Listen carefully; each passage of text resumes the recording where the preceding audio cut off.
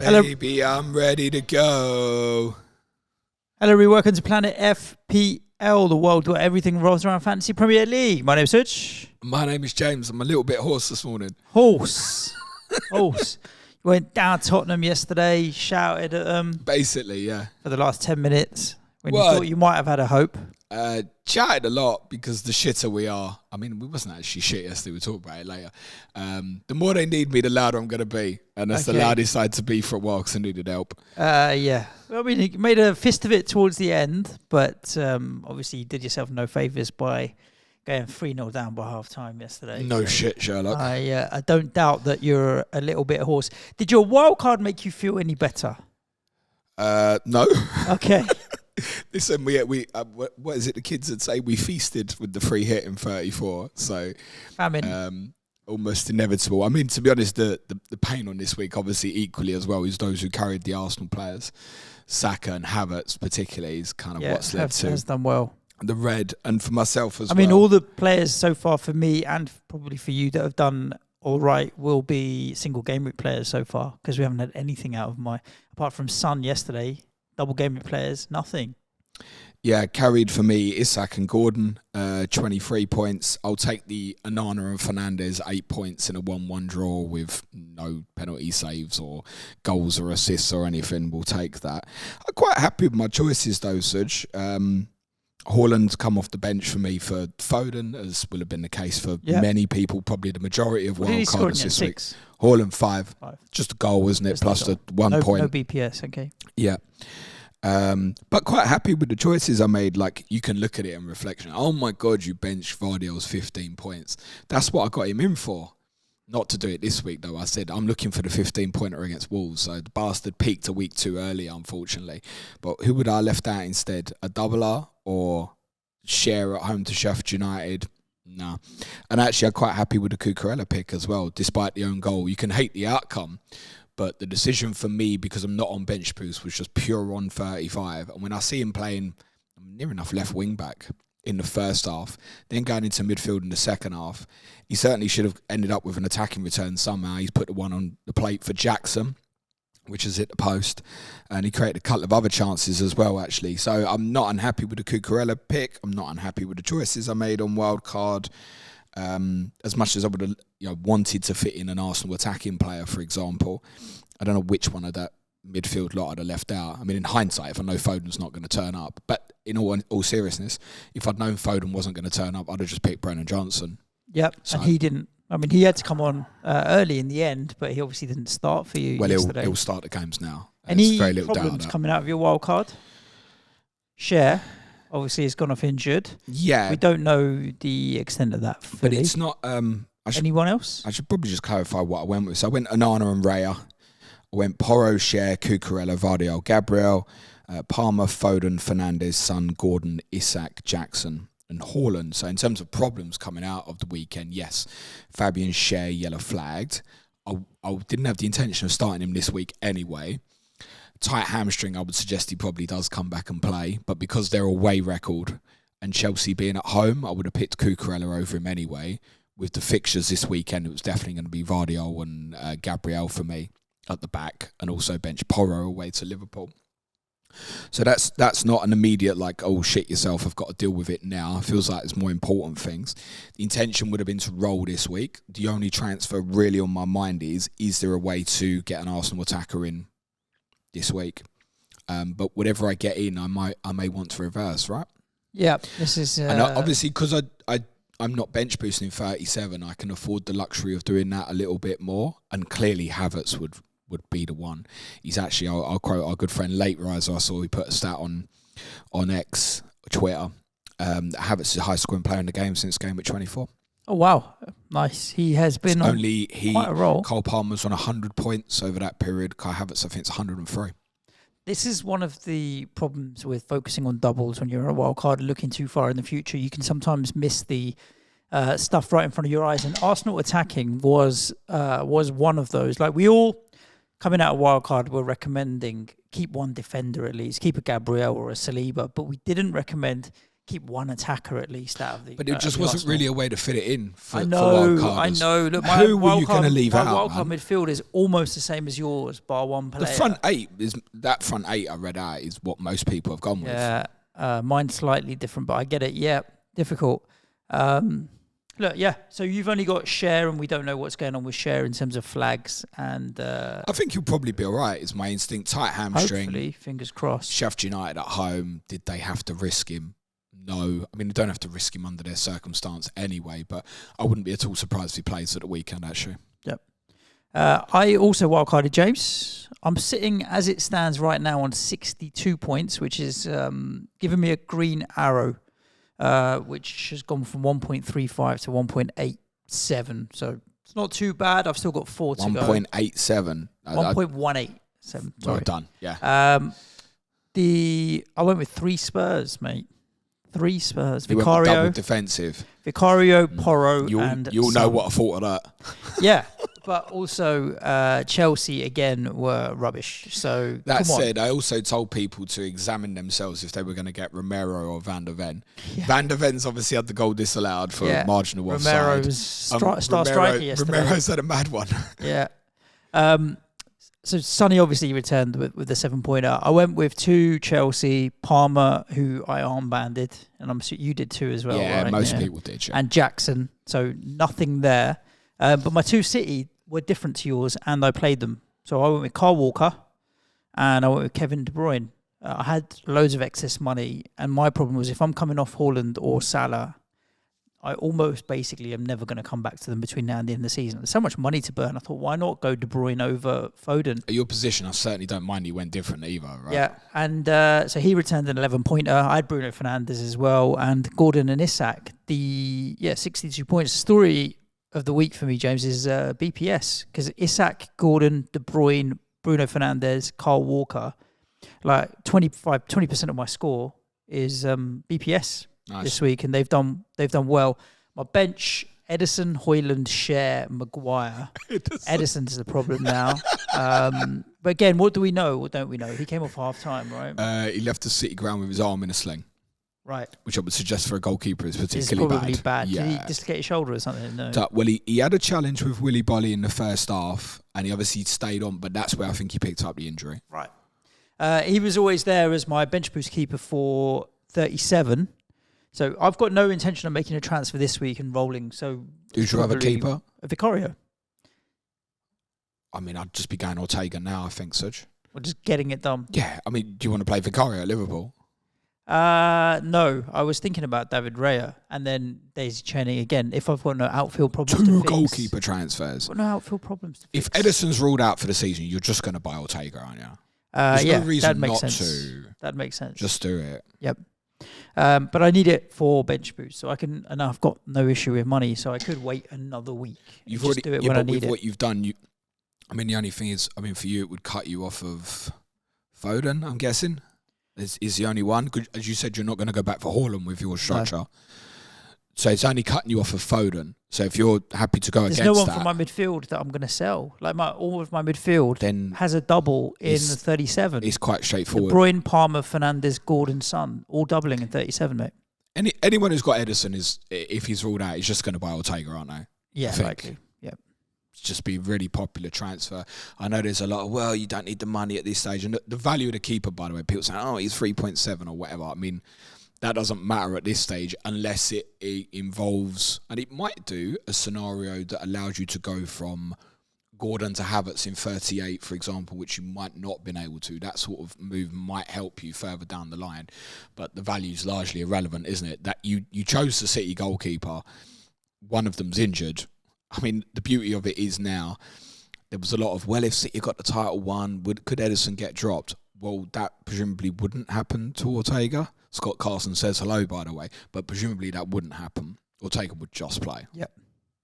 I have no idea from my front 8 who I'm benching this week. I do. I've got Fernandes and Højlund, Crystal Palace away. Sonny's at Liverpool away. That's the one. You're not happy with him. Obviously, Newcastle boys got Burnley away. I've been Wolves at home for De Bruyne and West Ham at home for the Chelsea boys. I think I might bench Rasmus Højlund again. Yeah, that's reasonable. because Liverpool aren't in great shape either. I mean, who knows what team Klopp's even going to choose? You know, I said to you on our Patreon pod on Friday, Sunday could hurt Liverpool. Well, no, I think there's every chance we'll win at Liverpool this weekend. Yeah. And I wanted to make that point to you before yesterday, irrespective. Shall I play of what Porro as well then? Over Maguire. Porro's obviously Maguire at Palace. Could you see him keeping the clean sheet? No. I've lost count how many times you and I have said over the last couple of weeks Palace will beat United. So, yeah. They'll be way too good structurally for Manchester United, I should imagine, on Monday. Yeah. So, I mean, if I'm not making any other moves, I can easily fix the Edison thing this week. The only thing is I don't need it this week. So if I don't need to fix it this week, I may as well just roll. What, the Edison thing? Yeah. But you got Ortega at home to Wolves or Vicario at Liverpool. I guess, yeah. I suppose, yeah. The only way Vicario's hauling for you at Liverpool is if he saves a penalty, mate. You think you're not going to keep a clean sheet? Come on, man. When I say I think there's every chance we might win at Liverpool at the weekend, it's like 3-2 or something like that, mate. Okay. Let's go through some of these games then, shall we? Let's do it. Start with a Desmond at the London Stadium. West Ham 2, Liverpool 2. Thrilling. I mean, the first half was not. Thrilling, James. It was so exciting, the first half, honestly. A headline from this, again, of course, and for fantasy purposes as well, is Liverpool can't win the league now. I think it's all right to write them off, isn't it? Yeah. We'd certainly be talking point. You're right there, babe. Do you need to? Is that a bit of mum, isn't it? Nah. It's my mate. He's a gooner as well. Tell him I said cough.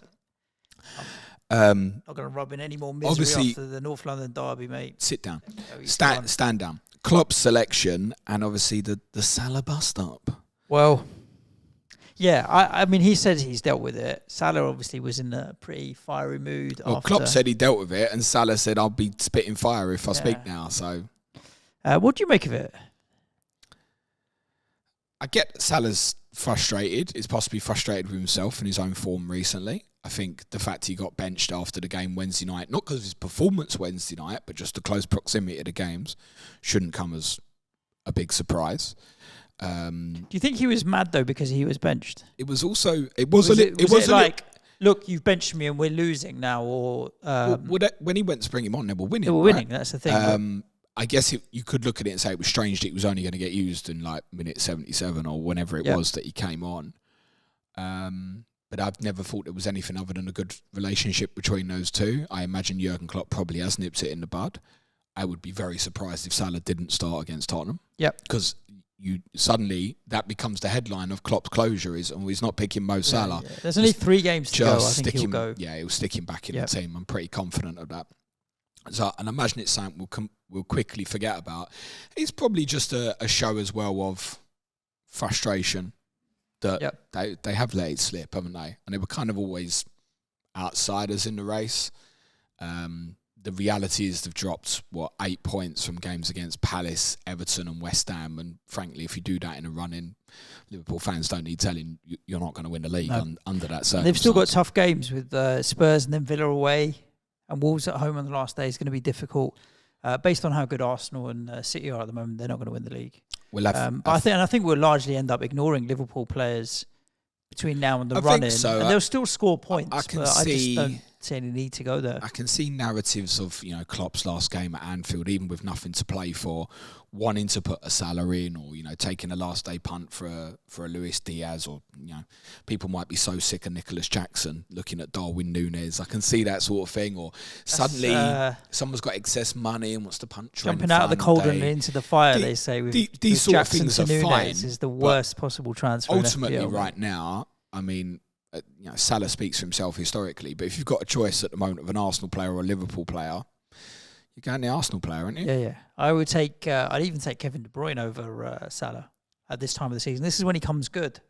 Well, for people who have only got 2 City, I mean, and I guess there's a question mark there for those who are still on Salah, and there will be plenty. Obviously, those who carried through 34 may have sold, may not have, but those who held might be looking at that as saying, well, most wildcarders haven't gone Kevin De Bruyne. Can I have a look at that sort of thing? And I think, that's reasonable. I think a lot probably did end up selling, purely because the news was quite clear in the hour before deadline that Salah was going to be on the bench. So those who were hesitating, I think, made their moves. And you might have quite a number of people who've got excess cash at the moment. certainly from my deadline stream, with people talking about moves like Salah to Gordon and stuff like that. So it might be that people have got excess money going into this week. That, of course, does allow to go back in. And I think Salah would start this Sunday against Tottenham, and against that team, there's every chance he'll return, right? West Ham, there's no interest. Yeah, ignore. Moving forward. 3 games between ending the season. Chelsea away, City as well, last of the season. Just the only thing I would add in and say is I think Jared Bowen will possibly be the best single game week asset in game week 37, and no one will have him. Yeah, I agree with you. Last home game of the season, it will just get overlooked because there's too many midfield options with the double in 37.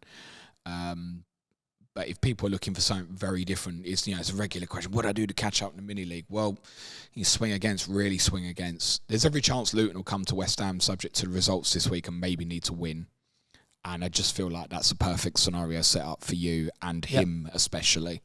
And despite injury concerns recently, I thought his performance at the weekend was fine. I thought he looked quite sharp. Could have got more than the one goal and assist, actually. The cross for Antonio's lovely. Another headed goal. How many headers this season? No, he's really added it to his game this season. He's in good form, And I think you would, if you were looking for that for a punt, you would prefer that to Kudus or Paquetá. 100%. I think it's Bowen or nothing at the moment. Antonio's on a good little run. He is. He's playing well, but the returns don't always seem to match. He's usually providing more than he is getting on the end of stuff. I mean, he returned there, but you'd just pick Bowen. I still think it's probably only a conversation in 37 itself if people have suddenly walked into injury problems, or maybe for the smaller crowd that is free hitting in 37. Because it's still Chelsea away and Man City away the other 2 games. I still feel like in the double, like Antonio, if you're after a forward, you'd still go Richarlison even, who's got a double, or Højlund. Is he a midfielder in this game? Richie is, yeah. I saw Richie was a striker. That's my Sky hat. Midfielder, mate. Well, in that case, you wouldn't go him over Bowen, but maybe Højlund, who's got a double, you'd definitely go with. Isak has got the double, you'd definitely go with. Even Jackson, just because it's a double. I don't see room for an Antonio. The reality is, I mean, to fit him in, even if we were free hitting in 37 and you wanted a piece of it, unless they're injured, you're certainly going Isak and Haaland. Then you've got the likes of Jackson, Højlund with their doubles, and then you're only going to pick 4 midfielders and fit him in. Like, you're not. And similar applies to Bowen. Not going to work. And I don't think, despite it being a good 37 fixture, I don't think people are going to be fitting in West Ham defenders as part of their solutions to the defensive problems. Not going to happen. I don't see it. No, you're better off going to the likes of an Everton or something. Fulham 1, Palace 1. Again, 2 teams that are probably just going to be largely overlooked now between now and the end of the season, really. No double in 37. Both safe. Both too far off Europe. What's Palace's last game? 38? I will tell you now. I know Fulham are at Villa Luton. at home. Villa at home, yeah. I mean, Villa might have, they probably will have 4th wrapped up by then. So 7 points now. And I think that, therefore, those 2 home games of Manchester United and Villa aren't that bad. And Wolves away in 37 is reasonable as well. So for those carrying through Mateta, it's not a huge problem. I think those who had Eze and didn't want to sell after the performance in 34 saw the injury doubt on Friday, and it was enough to say, okay, again, let's move this on in most scenarios. There might be a few still held on to the likes of Munoz or Joachim Anderson if they'd been prepping towards that way, and I think that's fine. It's reasonable. But yeah, you're right. Largely speaking, these 2 will get overlooked. Storming goal from Jeffrey Schlupp. What a goal. Ping on that. It made a beautiful noise when it hit the net as well. And obviously Muniz come back with a goal after everybody's decided they're not using him anymore. Brilliant cross and a lovely little finish. Seems like it was generally a fair result. I think Fulham people, again, because of what I've just discussed about West Ham, people might look for enabling options in 38. Like, I can see, going back to, say, Salah, where it's like, well, how are you going to work it in with your structure? I can see people thinking, well, I'll go Jackson to Muniz, and that little difference of money might allow something like that at the end. But, Mateta applies for similar reasons here. Otherwise, I can't really see people going into these for new. But, as said earlier, I think Palace will beat Manchester United on Monday night. So they won't be the worst assets to have this week. Talking of Manchester United, 1-1 against Burnley. We were suspicious that Burnley might rock up to Old Trafford and get something out of this. And they did. Yep. And they did. It speaks volumes out, doesn't it? Yeah. Yeah, we did think like they were going to definitely have a lot of the ball and possession. Let me pull up the stats on that. I didn't double check them. But yeah, we did think that Burnley only had 15 shots, I can tell you. Only which means they're 50% shots. better than Sheffield United, but 100% worse than most. Right. There you go. Yeah, so a good result for Burnley in that, obviously, because Forest lost, so now they're within. And Luton lost. If they beat Forest, they would leapfrog Forest, although that's the last day of the season, isn't it? So Burnley have got the worst of the fixtures of the three teams down there, but have got the momentum. And also, I think, quite a powerful tool in the sense that we've all written them off. And they've got nothing to lose. 52% possession, James. For Burnley? Yes. Are we surprised by that? 16 shots Burnley had. Oh, 16, sorry. Manchester United did have 27. Okay, fine. Well, congratulations to Manchester United on their 27 shots this week. 2.7 XG for Manchester United. Burnley, realistically, from an asset perspective, again, you might want to consider final day as part of a second move, a Fofana or an Amdouni or an Odebear or something like that. Otherwise, though, I think you're largely going to overlook. The story is more about, can they stay up from here? Yes, they've got a shot. It's worth saying Newcastle Tottenham as the next two looks tough, right? Newcastle's away record is well documented, although it's not as bad over this calendar year as it is across the whole season. I think they're kind of equal for wins and losses in 2024, but across the whole year, it's bad. And then Tottenham, who might have nothing to play for in 37, and you know that they'll have chances against my team. That even applies to them. It's probably a good fixture for Tottenham, though, because Burnley will come and play. And that's why this also really should have been a good asset for United players. It's like thinking about United and going, oh, well, I watch them and they're a bit shy. But Fernandes has been returning well, and you knew he'd have opportunities. Stats while you're talking there, James. I'm like, that's a high XG, 2.7 on 27 shots. Just to kind of drill down, because one of my questions to you is going to be, how's Bruno picked up 2 BPS here, where he's got no goals or assists or anything in the game? 9 key passes, I think. Yeah, and 4 of the 7 big chances, 4 big chances. He created 4 as well. So That's that shows his involvement. That could be Hall territory, really, for Bruno Fernandes.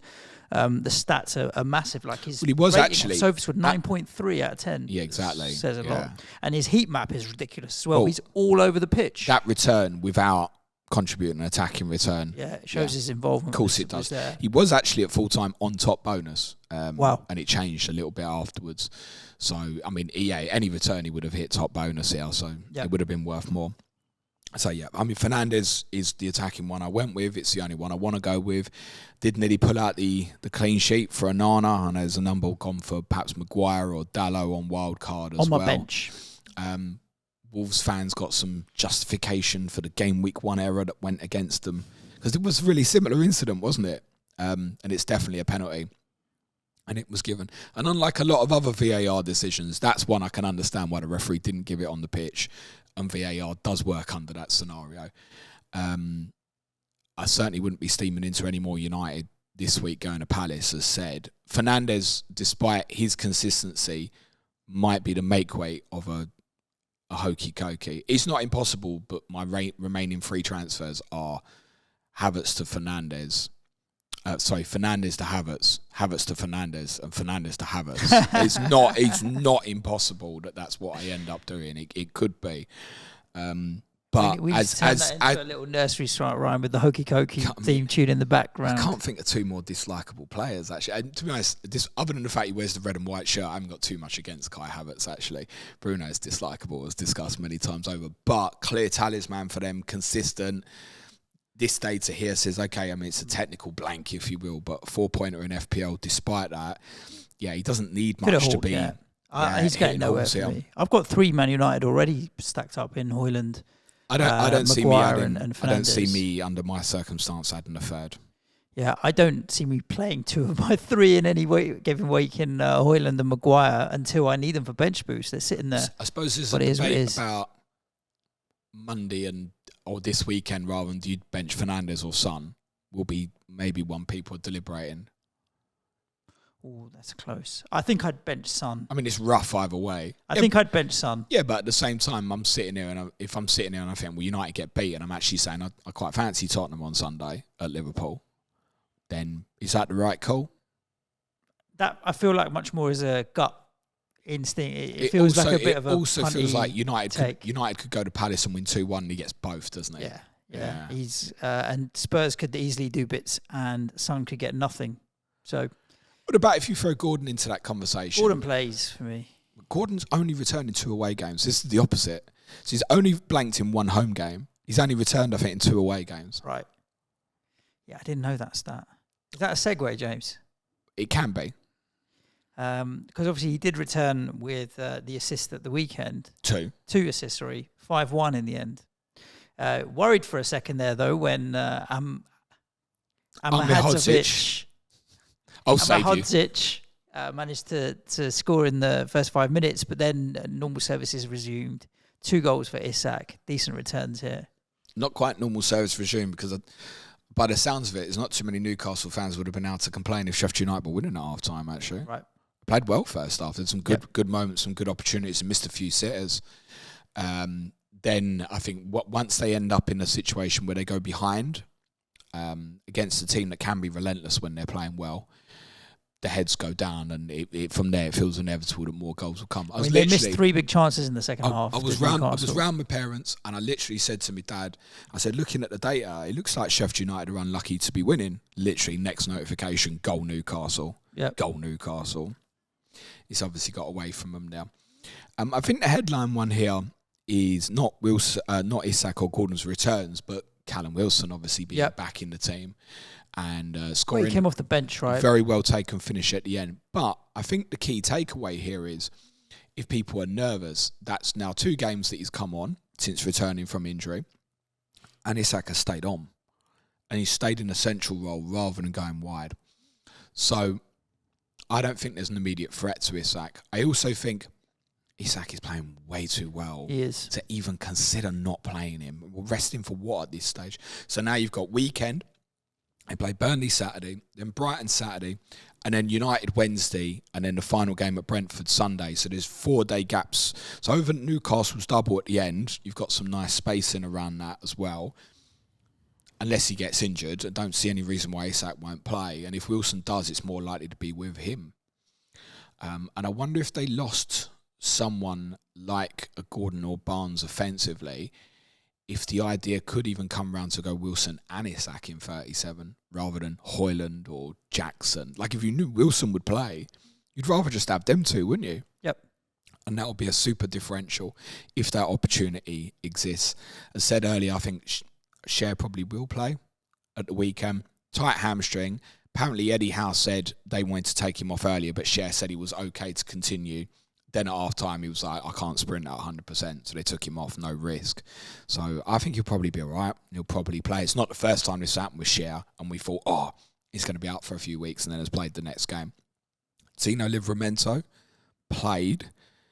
We're still not sure where we stand with Kieran Trippier and Nick Pope. So those who have got the Bravcar maybe gambled on Livramento. It's just fingers crossed at this stage, I think. Dan Burn, if Fabian Schär is out, is the safest and the easiest way to go rather than kind of gambling the Livramento, I think. But also worth saying, if Schär's unavailable, do you even want Newcastle defensive? Yeah, But some, because of the bench boost, will be forced into that. I mean, there are other teams that have got doubles that you can go to. I don't know if I'd add a second Spurs or a second Man United. I don't have a Chelsea defender at the moment. The only one I think you'd feel comfortable having double defensive going into 37 is City, but then you've only got one offensive, so it's counterproductive. I don't see them rushing Wilson into the starting 11 between now and the end of the season. He's had such a checkered history with coming in from injury and back and in and out. With 4 games to go, the reality is they're going to finish 7th. I can't see them. If Newcastle? Yeah. No, I finished 6th. You think they'll overtake Man United? Yeah. But the thing is, 6th or 7th, it makes no difference. It's Europa League. No, not true. No? No. I thought if City win the FA Cup, then doesn't it drop down to 7th? No, I don't think it does. I think it's 5th and 6th are 5th is Europa. 7th is Conference 7th will be Conference. 7th is Conference. The 6th will be Europa. But They'd then both rather be in Europa League than a Conference League, wouldn't so they? what happens if City win the FA Cup? 6th goes to Europa. Well, I think of it like this logically. United will probably finish 6th or 7th. And Newcastle will be 6th or 7th. If United won the FA Cup and finished 8th, then it jumps up in terms of the Conference League place would be 6th. Yep. So you're kind of working on the assumption that down to 7th will get in Europe. The way it doesn't is if United finish outside of the 7, in which case then it's only the top 6. Right. That's probably how it'll work. That's my understanding. Don't quote me on that. I might not be quite correct, but I'm pretty sure 7th will be Conference League, 6th will be Europa. I don't think Villa winning the Conference League doesn't change anything. No. I don't think. Would they just go into They'll Champions go League? into the Champions League because that's where they'll finish. Yeah. Exactly. Yeah. Cool. Well, we'll see how that plays out. I do think they'll rest Callum Wilson. They'll nurse Callum Wilson back into it. He's getting on a bit now. He's 32, 33. Yeah, but the other thing is on Wilson is the injury was tit injury, wasn't it? What are you laughing for? Pecs. I've got boobs. Pectoral muscle. It's a pectoral muscle injury. He tore his pectoral muscle. But in terms of, Hal said this at the weekend as well, he said in terms of like, he's built up a lot of running. Yeah. So normally he comes back and he's had an ankle problem or a knee problem or a muscle problem. Okay. His lower part of his body, he's been able to work on it fine, right? Please don't take that the wrong way, laughing at back kids.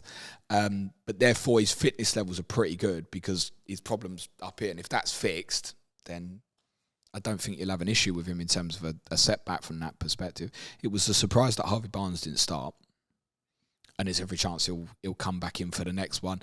That probably is, Wednesday, Saturday, he's come back from injury. Let's not go too hard on him. But I think probably big point here is I don't think Wilson is too much of an impact on Isak.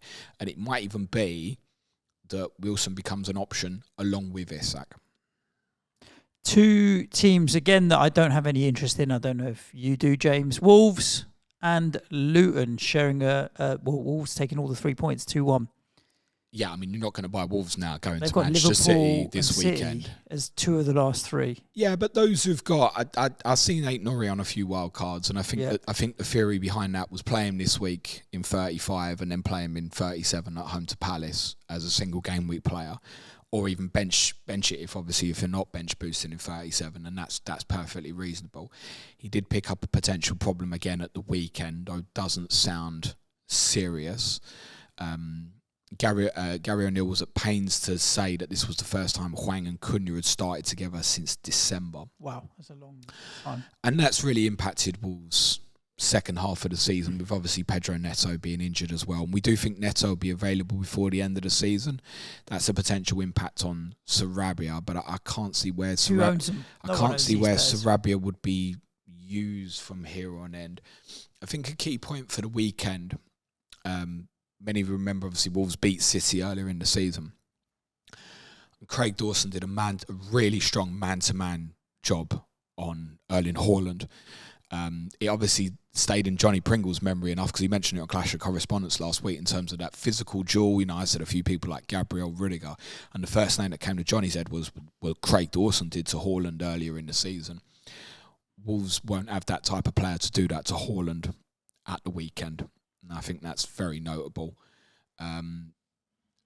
I can't see Wolves getting anything at City at the weekend.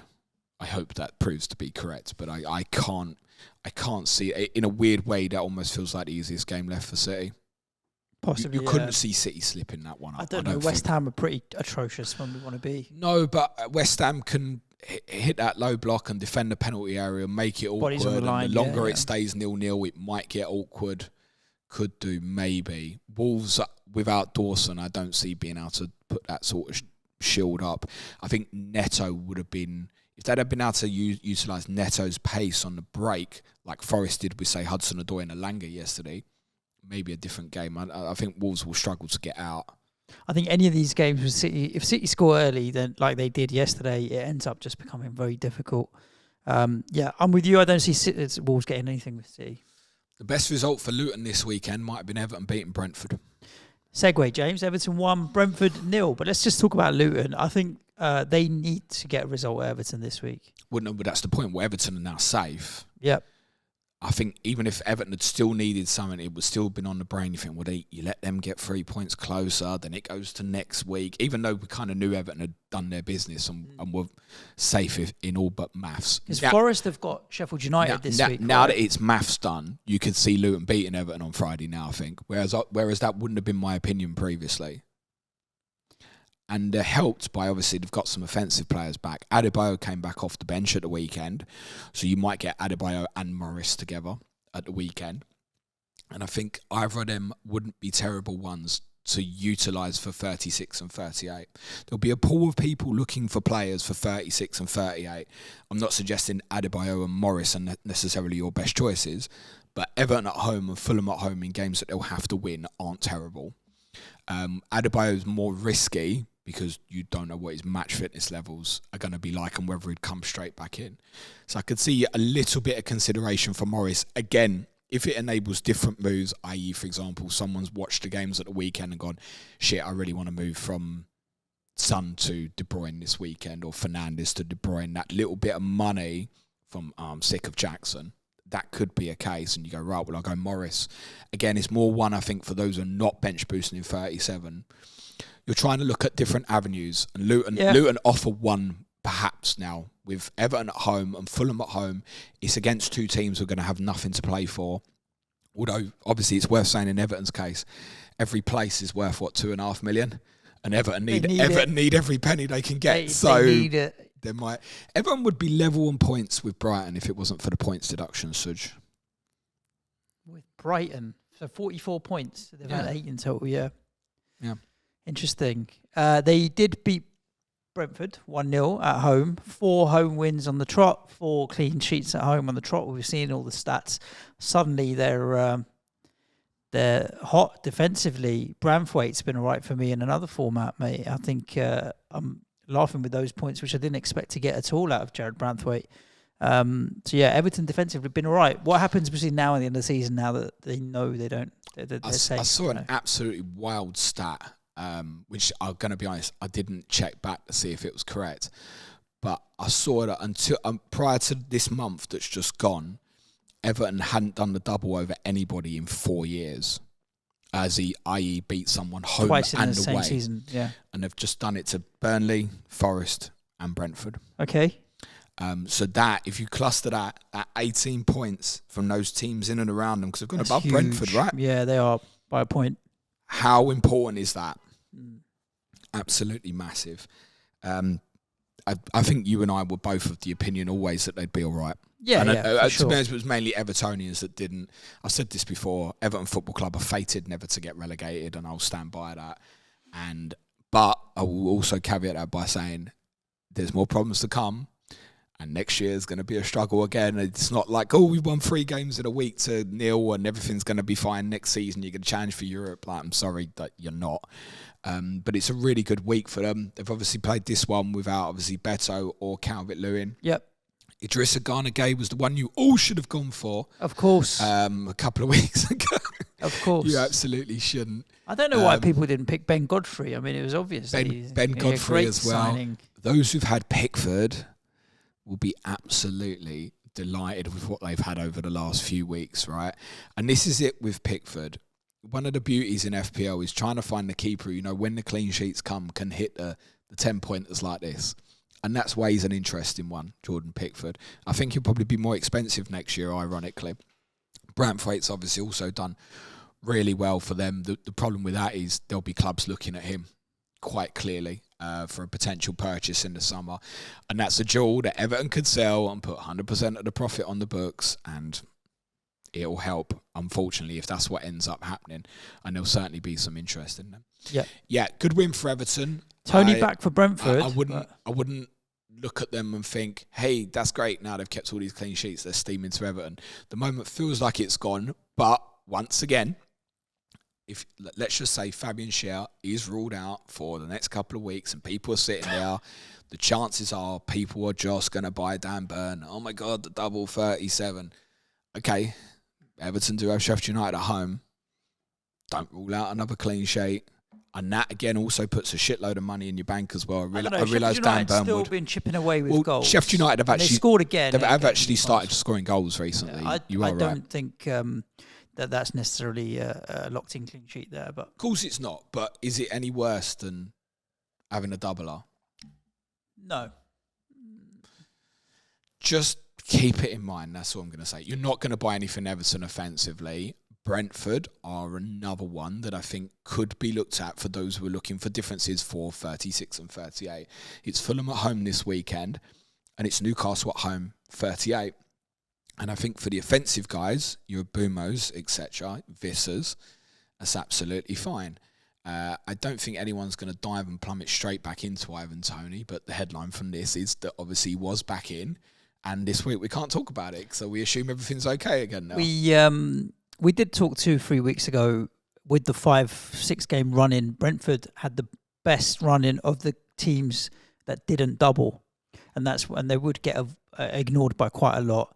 But this week they did have Visser and Toney and Mbomo all playing, and they didn't manage to get on the score sheet. So, no, do you think they're going to be on it between now and the end of the season? Toney certainly could have with a chance in the second half.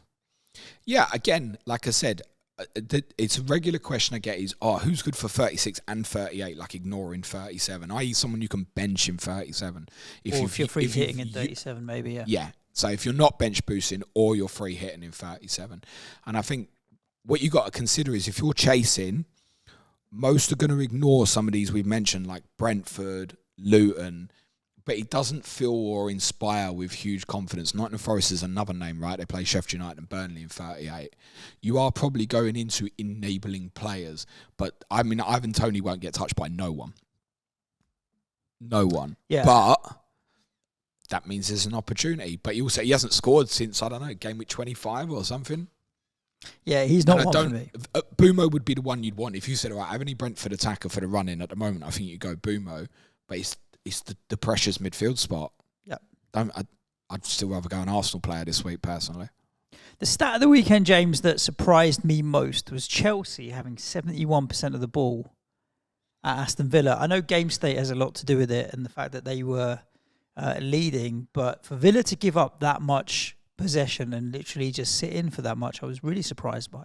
In the end, they've come unstuck and they've given away that 2-goal lead and only got a point. It was probably the most interesting game of the weekend, actually. I missed the start, left my parents, and I said to Dad, by the time I get home, Villa will be in front. And he'd messaged me at 8:07 and went, you were right, because I hadn't got home by that point. But what I saw of the game was largely an extremely good performance from Chelsea, who in the first half, in possession, basically played a back three with Cucurella really pushing on. Like, that's what I said. Those who went would have looked at his positioning and gone, I'm really interested in that. Despite the fact the own goal, by the way, my dad didn't say, oh yeah, your Chelsea defender scored an own goal, by the way. He wouldn't have known that bit. Yeah, I was going to say he wouldn't know. No chance. But his positioning... Cucurella's heat map is literally left winger. Not quite, though. So that's how it played in the first half. He's out there and he's wide. And Madueke stayed really wide, as you would expect, on the other side. Kind of like a right wing back, but basically just holding as right wing back. So it was like this hybrid system, which we had really early in the season with Chelsea, where sometimes it was difficult to read whether it was a back four or a back three. Well, I can certainly say in possession in the first half, it was very much a back three with Cucurella pushing really high on, but it was more of a back four without the ball at Cucurella left back. So we'd seen a lot of that earlier in the season in terms of Chelsea's system. But in the second half, that changed, Suj. So Cucurella inverted in the second half and went and played into midfield alongside Caicedo, which also freed up Conor Gallagher. And that put real serious pressure on Villa when they were playing out. Allah has seen on the first goal, which, by the way, I think Gallagher is ridiculously unlucky not to get a fantasy assist for that, actually. Well taken goal by Madueke. Gallagher scores this brilliant equaliser. And Chelsea were the better team. They swarmed all over Villa. They looked like Chelsea fans must bash their head against the wall watching a performance like that because they'd have been proud of what they saw. And just be like, well, where is this every week? Yeah, but not only that as well. I know how they feel, James. I feel their pain. It's not just the performance. You'd have looked at it as a Chelsea fan and gone, okay, so we saw this system at the start of the season.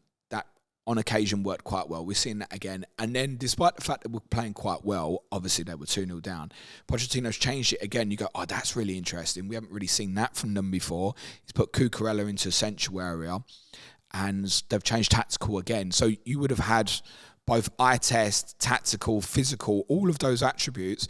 You'd have gone, I'm quite pleased with what I saw there. Yep. And then they obviously think they win it at the end as well with the controversial goal, which was disallowed. The problem here is, and the chances are we'll be doing a whole podcast on this tomorrow, the failure is of the referee not to give the decision. Craig Pawson looked straight at it, it's a foul. Mm-hmm. But then having not give the foul, I don't know if there's enough there for VAR to really be getting involved. Is that because you don't want VAR to be getting involved? No. It's meant to be high bar, right? It's what we keep hearing. High bar. Clear, is that clear absolute and obvious 100% foul? I don't know. But Craig Pawson should just see it originally and go, he's looking straight at it. And so was Michael Oliver with our penalty yesterday, the Declan Rice foul, and Ben Davies. Like, how do you not give that? Yep. I knew I'm up high, and admittedly I've got a great kind of line view of the Ben Davies foul. I'm up. I knew it was a penalty. I said to my dad when the game was continuing, I said, I'm telling you that is a penalty. You know what, they were joking. How was it not give it? We talk about the Michael Oliver one. The funny thing they were saying on the radio is when he's watching the replay on the screen, ironically, he's watching and both of them. He's watching himself. watching the incident. You're like, if you're close enough to be in the frame of the foul, how are you not seeing that? And that's what should happen with this, because I think it is a foul, and Craig Pawson should blow his whistle, and we don't have this VAR controversy at the end. Again, we'll talk about that more tomorrow. I can't be asked to do it now. But yeah, Chelsea nearly won it. I think it would have gone down as an own goal, by the way, for people that Badiashile assist, Disasai goal. I think it would have ended up going down as an Olsen own goal with a Disasai assist, because I think it hits the bar and then hits the back of Olsen's hand and goes in. If Chelsea had won it, they'd have deserved it. Villa looked quite leggy. I think it's worth saying they lost players during the course of the game that didn't help them. Douglas Luiz basically had to get taken off because I think he was running the risk of getting sent off the way the game was going. And they just looked a bit light the longer the game went on. But they'll finish fourth. I've been saying this for basically since we lost at Newcastle and Villa won at Arsenal. And do you know what? Quite frankly, if Villa's win stops Arsenal winning the league, then that's another reason for me to say, yeah, do you know what? You absolutely deserve fourth. Good luck to it.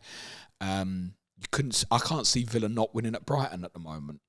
Well, there's another segue, James. I'm getting good at this, aren't I? Another away team with 70% possession, James, was Brighton, but yet they got slapped. But yeah, every Brighton fan would probably say deserved. Yeah. Game state again. I mean, they went ahead early. You know, Brighton are going to have more of the ball in a game like this. Yeah, of course. But Bournemouth did have the higher XG and ended up winning 3-0 comfortably. I picked the wrong Bournemouth asset in Sky James, bloody Captain Solanke, the 9. He didn't get anything, but you can't. At least your player turned up. You can't. I suppose you can't hate the process when the team that you pick the striker for wins 3-0 and he doesn't return. It's just bad luck. But that's a different game. It's variance, so you have to say variance. It's variance. Bournemouth will be super happy, man. They're having a good season. Brighton dipping away a little bit, but to beat Brighton at home 3-0 is a very good result. They're above them in the league. Yeah, and 4 points. Wow. I'll give you a stat in a second that's even more surprising. Record points total for Bournemouth. Yeah. And I think the point of that is when you consider the start, was it 10 games, 9 or 10 games before they won? That's great.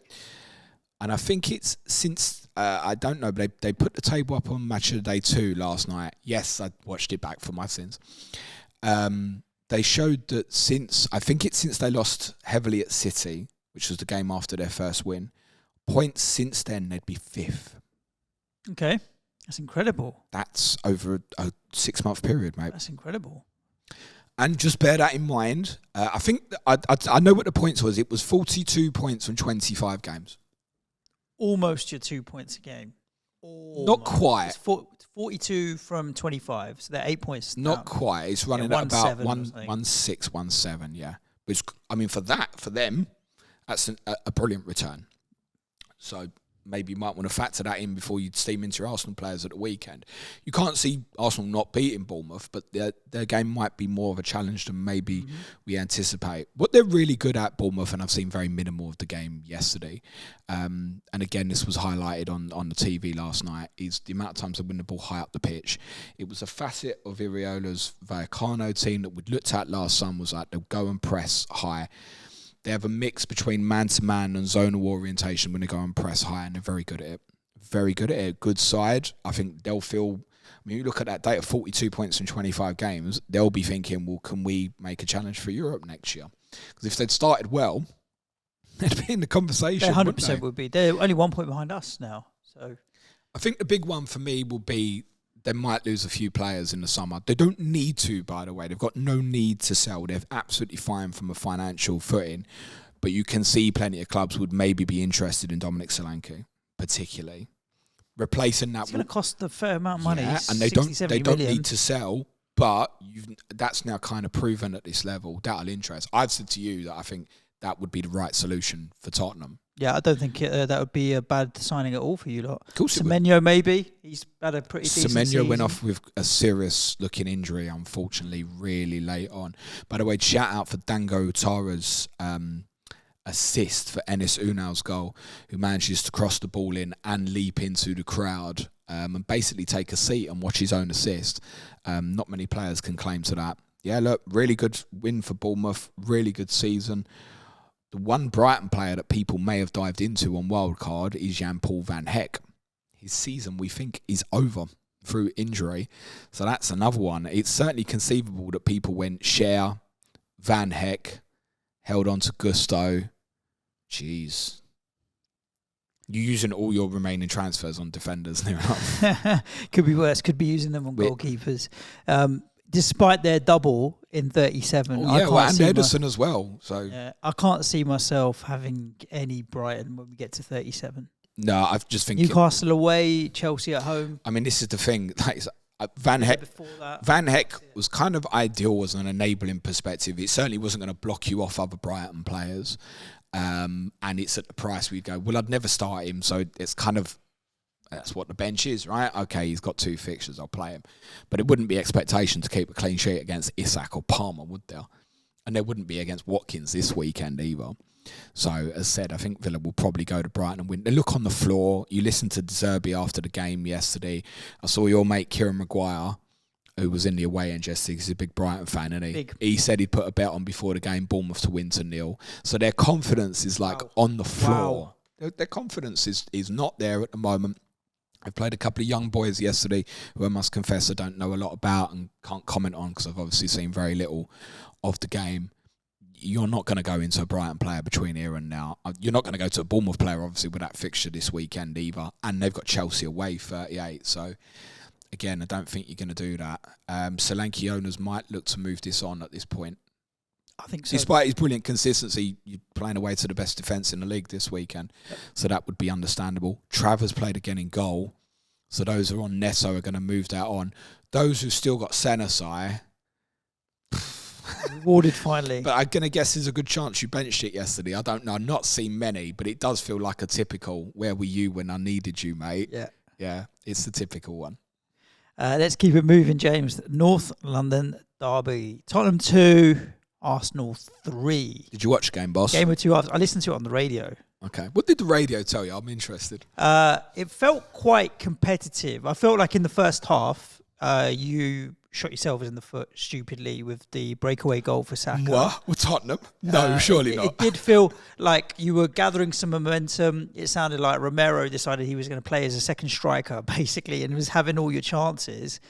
You had the momentum, and you were kind of building up a little bit of a head of steam, few corners, and then one cock up. They go from one end of the pitch to the other. Saka puts it in the end, and that was kind of like popping a balloon type situation.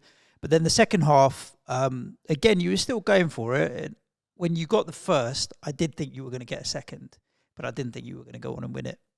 It did feel like that. And the penalty sounded, because this is when I first heard on the radio, exactly like Calvin Phillips on fucking Anthony Gordon, where you're going to swing for the ball. The way they described it was you swing from the ball, the players come from behind you. You didn't know that he was going to be there, and you've ended up kicking him. Yeah, but this wasn't like the obstruction kind of, like Gordon Stopped Phillips kicking the ball. He basically just stopped him kicking it. Davis has got in and won the ball. Right. So there's a big difference. Because Gordon didn't even bother going for the ball. So then, Rice has never seen him come in and obviously goes to clear the ball. And Davis gets there first on the blind side from the side. And he was going for the ball, whereas Gordon wasn't. And Rice just volleys him in the groin. Like, it's no way.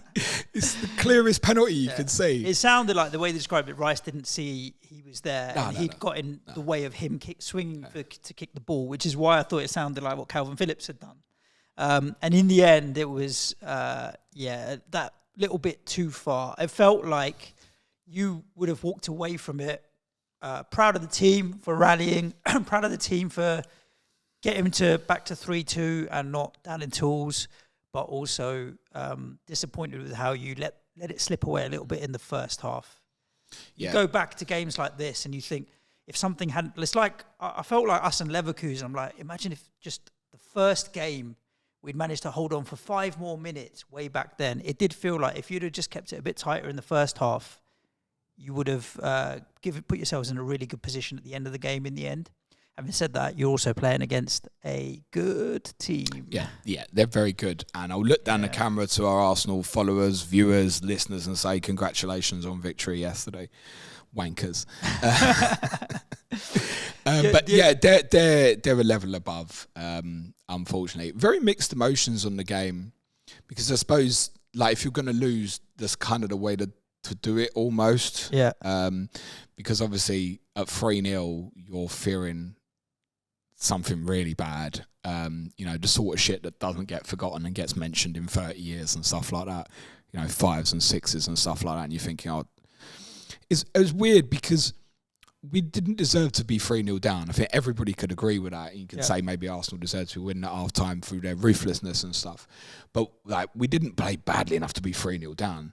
But then we didn't play well enough to have the frantic ending that we created either. It was strange. We almost played better in the first half than the second.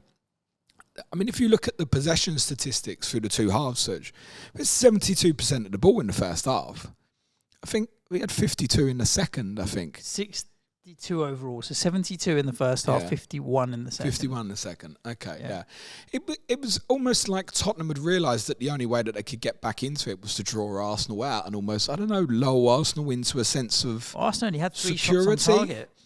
And also it's worth saying, the 2 goals that we score come from individual errors. Right, Raya, he's just had a complete brain fart where he's given Romero the ball for a one-on-one chance. And obviously it's a Declan Rice error in terms of the second one. So we haven't opened them up, and Raya hasn't made a save in the game, right? So to look at that and go, we deserve to win. You can't. You had 2 shots on target. They had 3. You scored 2 goals. They scored 3. Yeah, but they did have one more as well because Bukayo made a really good save from Saka in the start of the second half. And that would have made it 4-0, right? Yeah. And then, oh my God.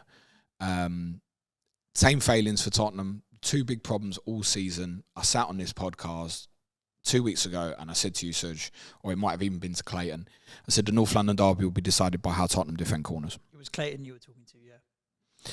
And that's essentially what decided the game yesterday. The second goal. It doesn't help when we actually head one in for them.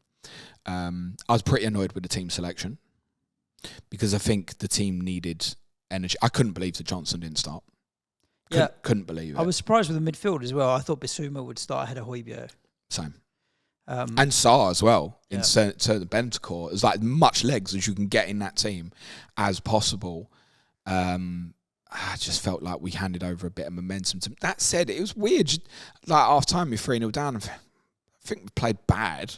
Like, we don't deserve to. I'm not sitting there, we've been battered. If you'd have said Arsenal be 3-0 up at half time, I'd have thought, oh, wow, we got destroyed. Yeah. Like, it wasn't like that.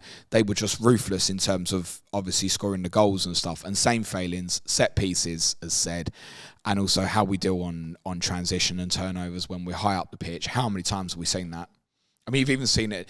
You saw the same things happen in the Newcastle game. That's why I said it. So that ball over the top for, say, Isak, couple it here for Saka, and the defending of the set pieces. The defending of the set pieces at Newcastle was unbelievably bad. Unbelievably bad. And you hope that with a 2-week period, you're going to do something to improve that. And it's the fine margins. And Arsenal are part in the title race, not because they're a very good team. They are a very good team, but also because the small moments in football that are massive, like, are you good at offensive set plays and defensive set plays, which will have a contributing factor to the amount of points you get in the season? You're basically looking at one team is world class and one team's like a fucking Sunday League team. And that's what's impacted the result yesterday. Because it wasn't across the whole game, in terms of the actual football played, there wasn't a lot between it. And it's fascinating that the recurring theme I'm hearing from Arsenal fans is like Clayton messaged me this morning, not to dig me because I'd messaged him first and said well done and stuff. He was like, that game took years off me. Like they've ended up by the end of the game shitting themselves. Even I actually, I don't like him, but I actually appreciated what Arteta said after the game. He was like, at the end, we were just praying. And yet, same thing, in that period after the second goal, we didn't really have a big moment or a big chance. Like Arsenal defended it well, and they are, as a collective, as said, the 2 goals they've conceded are individual errors.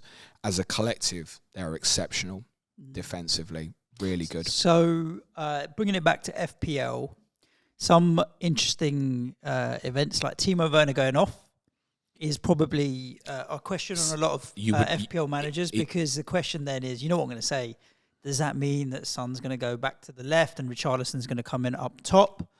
Does that mean Brennan Johnson will play out on the left? But I see Johnson and Kulusevski as interchange, and I see this as an easy way to whack Sonny out to the left and bring Richarlison in.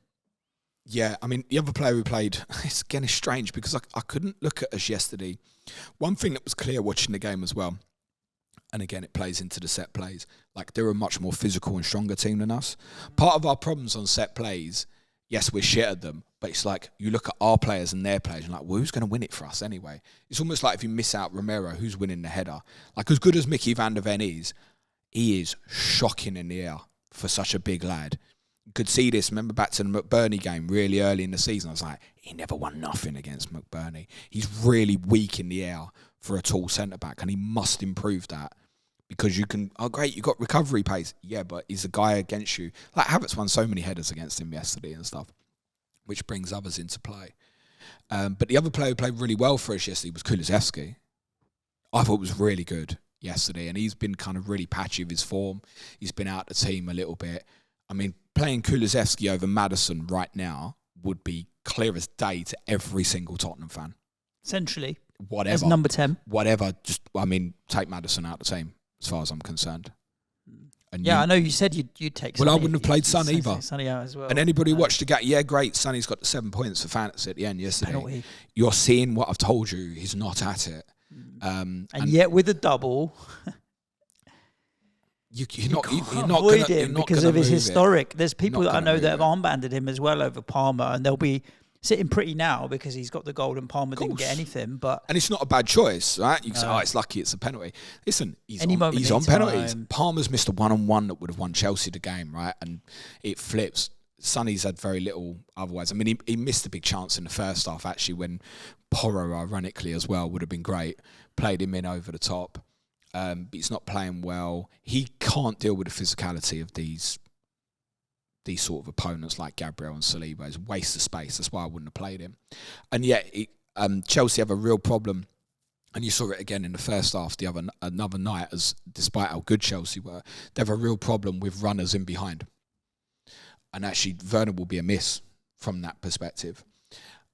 So yes, it would make sense for me at this point if Son goes back left. If Richarlison can play through the middle, that would be ideal. Play Johnson on the right and get Kulusevski into a central area. And you flip the team, so where Maddison plays as the kind of left-sided 10 and the right-sided player plays a bit deeper. I mean, yesterday it was more of a 4-2-3-1, certainly in the first half, so it's not quite so relevant.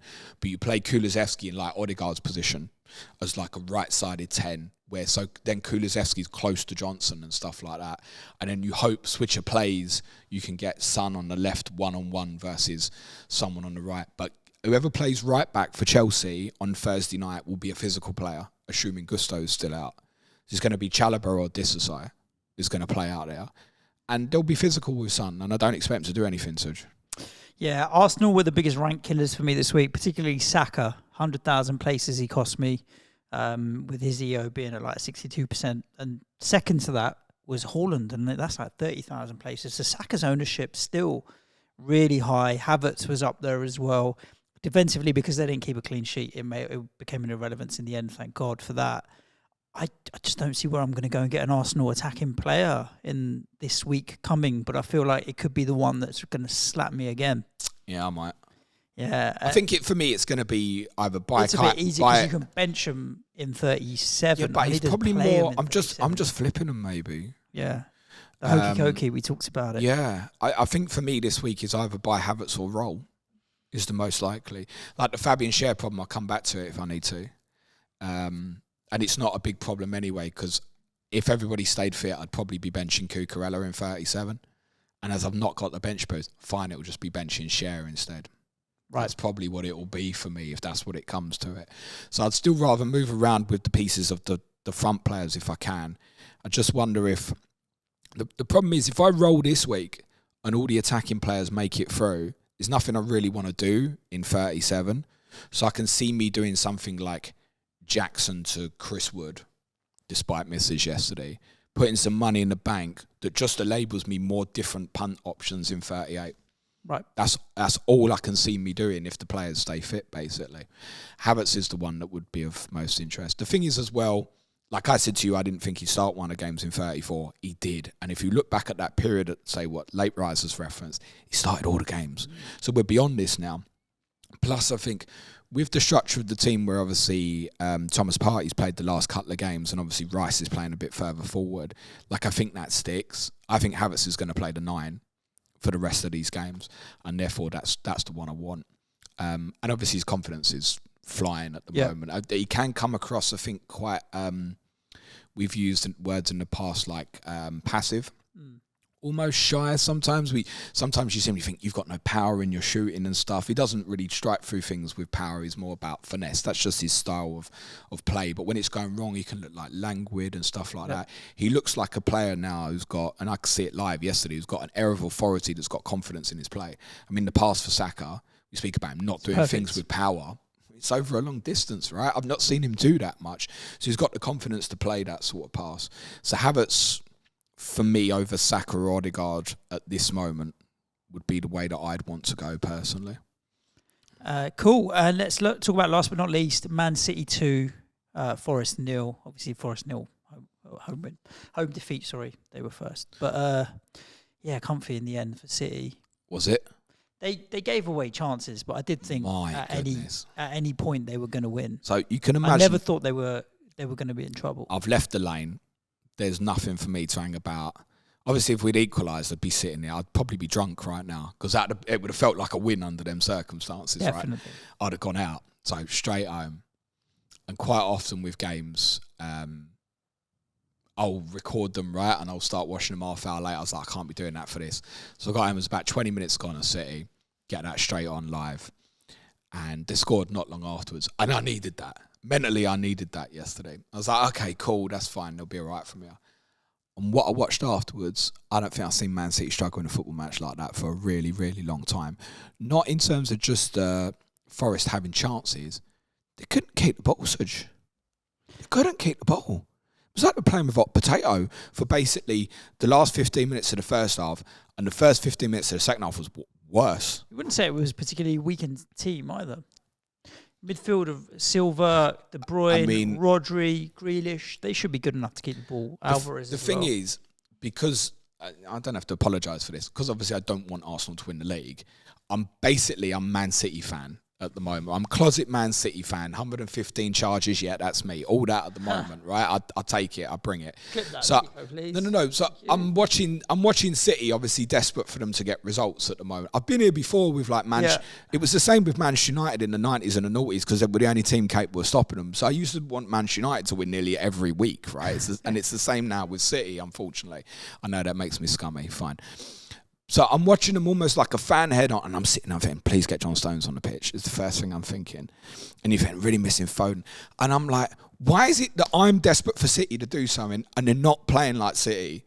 They're playing like a team that just the normal basic things with them, like keeping the football.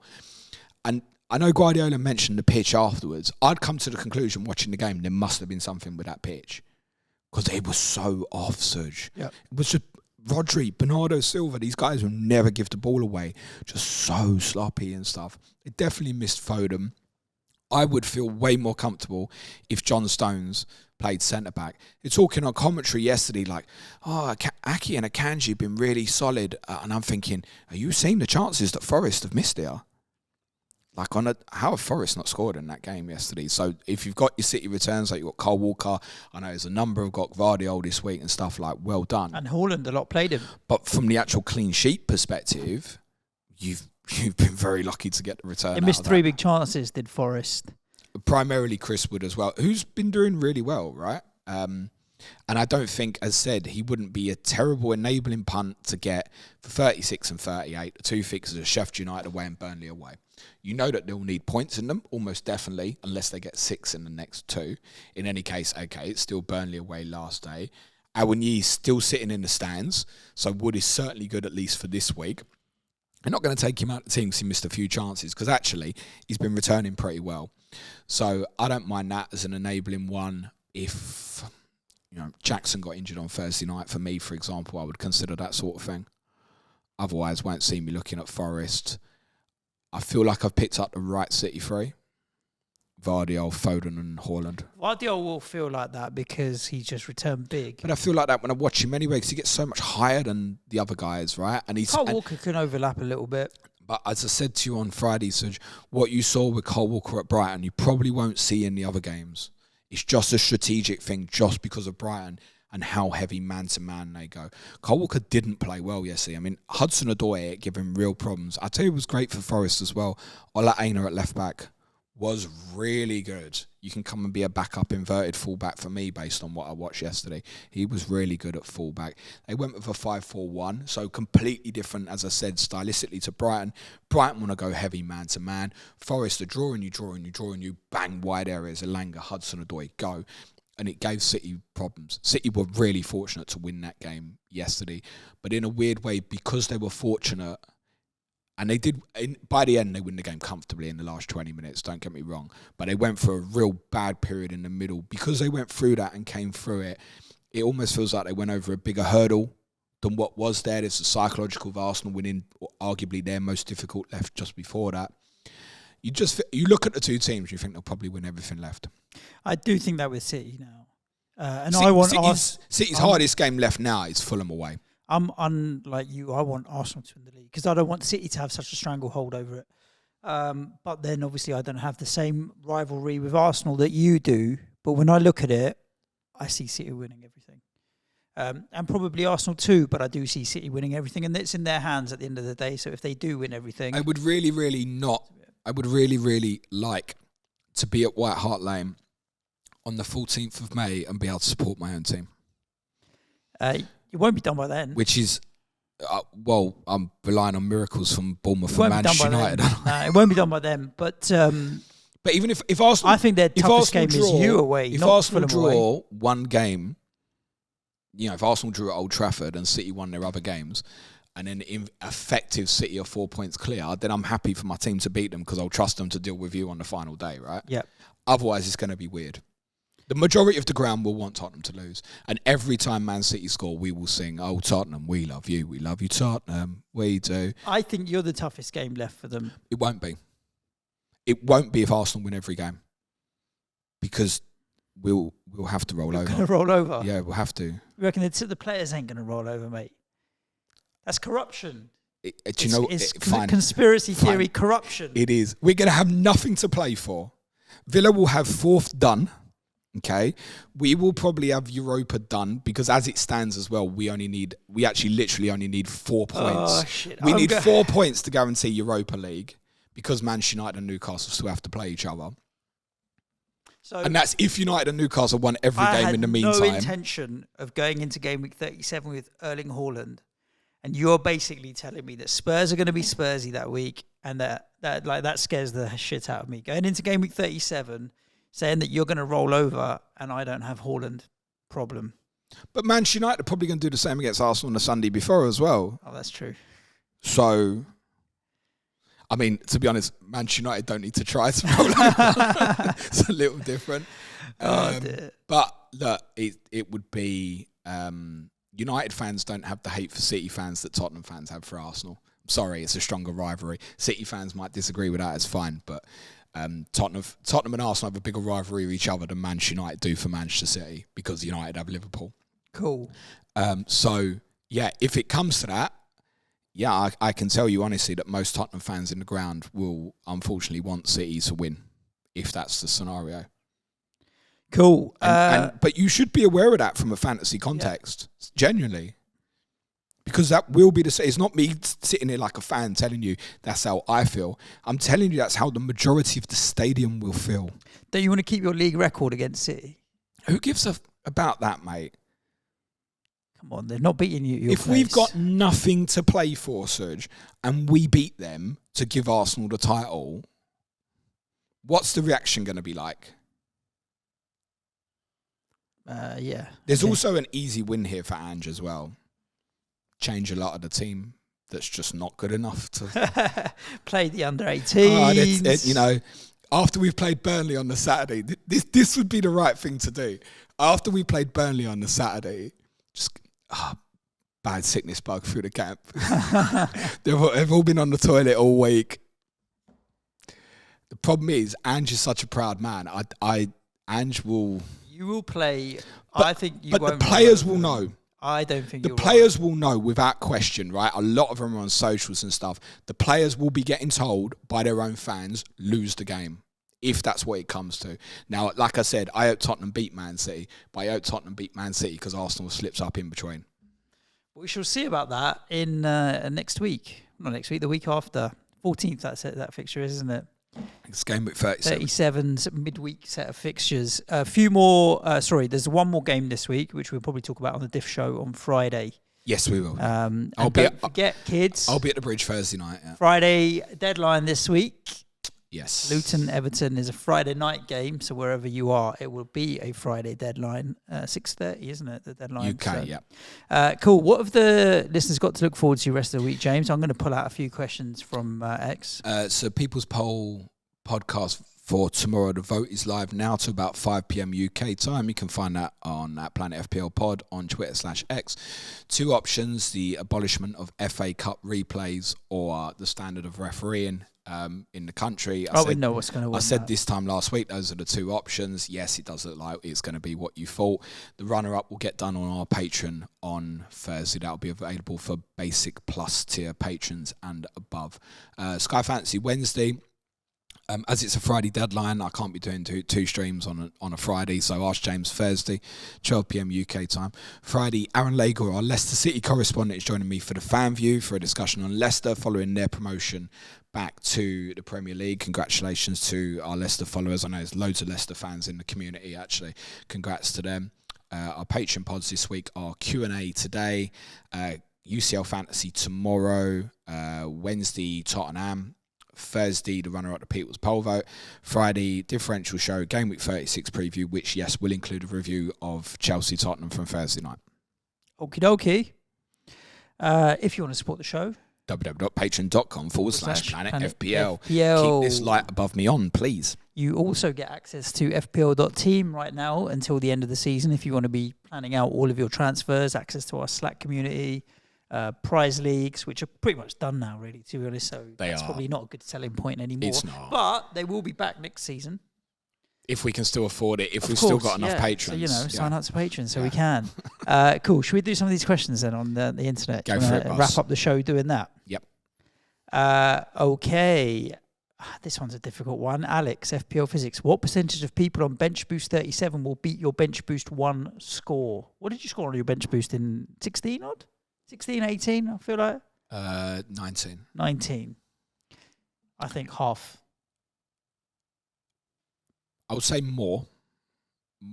However, it's dependent on something happening like Vardio yesterday, like a defensive player on the bench, popping off. Attacking and or returns. I think the big one, don't laugh, the big one that's going to define it will be Nicholas Jackson. I thought you were going to say Harry Maguire there for a minute. I think it's Nicholas Jackson will define people's bench boosts. Oh, dear. A lot of people asking around the best Arsenal attacking asset, querying between Saka, Havertz and Odegaard. I think we've answered that. Havertz at the moment, you'd say. I'd like the punt on Havertz as well. The thing is, whether it's 1 game, 2 games, 3 games, whatever you're buying it for, it's such a small sample that any of them could be the best choice, right? But I think right now the form horse there is Havertz. Yep. We've got a question coming in from Dr. Waleed Kokar. I wonder what type of doctor he is, James. Does he deal in Waleed? I don't know. He wants to know if Anthony is a differential pick from the Manchester United team. I think he's a differential for Manchester United, let alone for your FPL team. I didn't expect to see him in the starting lineup. Did you? I didn't expect to see anybody ever ask that question. Yeah, but this is where I'm confused. Look, he started the game, though. So I thought there was every chance Diallo would play. I'm surprised that he's even in the team. So therefore, is he a differential pick? Yes. Would I pick him? No, because I don't think he's going to stay in that starting lineup, even though he scored. Here's 2 Anthony stats for you. He had 6 shots on target on Saturday. Okay. 6. It's also his first Premier League goal of the season. Which, by the way, Burnley fans will probably be able to tell you that if you put a compilation together of the goals they conceded this season, probably about half of them come from them giving the opposition the ball in their final third, unfortunately. No, I would not be considering Anthony. Realistically, if Rashford, and we don't quite know the prognosis on him at the moment, if Rashford is fit, Rashford will go back in the team, Garnacho will go on the right, Anthony won't even start. James, did you hear the Mickey van der Ven stat from the weekend? They specifically talked about it on the radio rather than on the TV. So, hit me. Do you know who has clocked the highest top speed in the Premier League this Mickey season? van der Ven. Do you know what speed he hit? Oh, about 35 mile an hour or something. That's rapid, mate. He is rapid. He ain't Usain Bolt. Maybe it's 35 kilometre an hour, maybe? No, it was, it was 22 miles an hour. Would that be about 35 km? 35 okay, that's probably what I've seen. Is he as fast as running at full speed a elephant? It's got to be faster. An iguana or a house spider? Oh, okay, so one of them's faster than Van der Ven. Is that what you're telling me? One of those animals will run at 22 miles an hour. Is Mickey van der Ven the same speed as an elephant, an iguana, or a spider? I think it's a spider. You think it's the common house spider? I think it's a spider. Incorrect, James. It's an iguana. Okay. Mickey van der Ven is. But I was surprised because you've talked a lot this season about his recovery pace. And I just kind of nodded along saying, yeah, fine. Okay, probably he's a little bit quick. I didn't realise he was the quickest player in the Premier League so far this season. Rapid. And now we know exactly how fast. Last question of the show, James, goes to Amber Redmond. I bet she's... Amber, good luck to Ipswich this week. Yeah. And to Leeds. Right at the but especially to Ipswich because it's been a long time. It would be good to see him back. There's plenty of people in Norwich that will disagree with that statement I just made. What's the longest you've ever gone without showering? Think about this. 4 days, maybe? 4 or 5 days? Really?